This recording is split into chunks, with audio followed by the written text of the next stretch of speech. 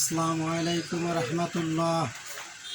আজকে যারা সমাজে আলেম ওলামা বিদ্বেষী দেখাচ্ছেন, নিজেকে আলেম ওলামা বিদ্বেষী হিসেবে তাদের ভুল ধরার জন্য আপনি নিজেকে প্রতিষ্ঠিত দেখাচ্ছেন, বা তাদের ভুল ধরার জন্য আপনি সর্বদা প্রস্তুত থাকেন। আলেম ওলামাদের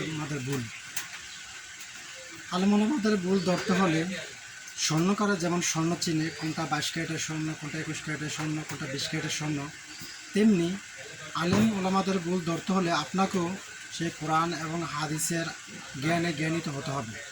তাহলে আপনি তাদের কি ভুল ধরতে পারবেন, যে তারা কোথায় ভুল ব্যাখ্যা দেয়, কোথায় ভুল মাসলা দেয়।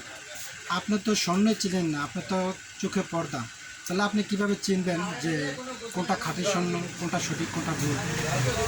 স্বর্ণ না চিনলে রাস্তা যদি একটা এমনিটি স্বর্ণ পড়ে থাকে, আপনার তা কুড়িয়ে বাসায় নিয়ে যাবেন, তাই স্বর্ণ মনে করে।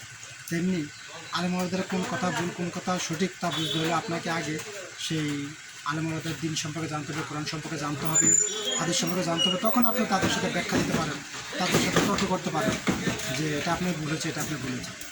চার দোকানে বসে বসে আপনি সারাদিন আলেম ওলামাদের বিরুদ্ধে কথা বলেন আর দোকানে বাকি খান, দিন শেষে আপনি হতাশায় থাকেন।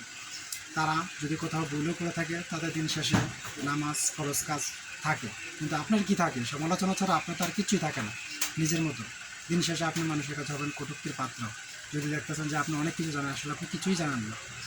আল্লাহ সবাইকে বুঝার তৌফিক দান করুন। আগে নিজে জানেন, বুঝেন, তারপর অন্যের বোঝার চেষ্টা করেন। আল্লাহ হাফেজ।